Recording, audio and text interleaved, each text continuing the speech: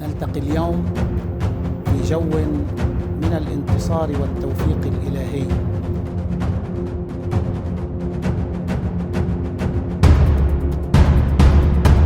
Pemimpin Hizbullah Naim Qassem menolak keras usulan agar pihaknya melucuti senjata.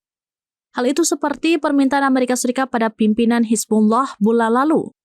Dikutip dari Al Jazeera pada Minggu 20 Juli 2025, Qassem menyatakan bahwa Israel akan memperluas wilayahnya di Lebanon jika tidak ada perlawanan. Lebih lanjut, Qassem menyatakan bahwa Hizbullah tidak akan menyerah. Bahkan, ia menegaskan Hizbullah tidak akan menyerahkan senjatanya pada siapapun. Pernyataan Qassem itu menjadi pukulan potensial bagi upaya diplomat Amerika Serikat untuk mengamankan kesepakatan antara Lebanon dan Israel. Diplomat Amerika Serikat Thomas Barak mengatakan ia sangat puas seusai menerima tanggapan atas usulannya dari otoritas Lebanon.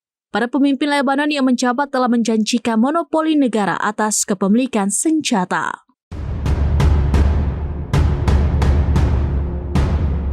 نلتقي اليوم في جو من الانتصار والتوفيق الإلهي.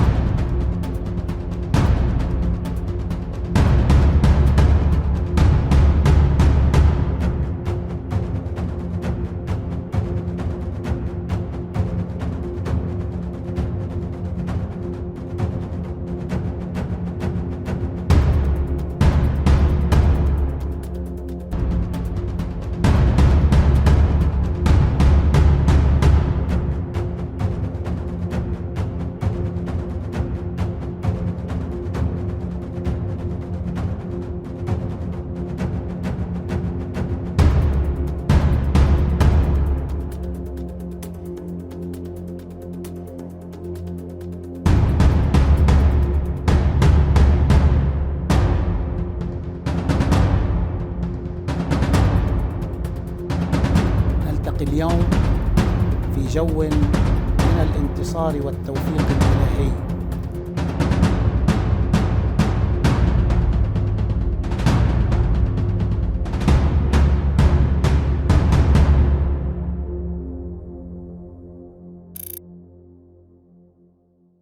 Download Tribun X sekarang, menghadirkan lokal menjadi Indonesia.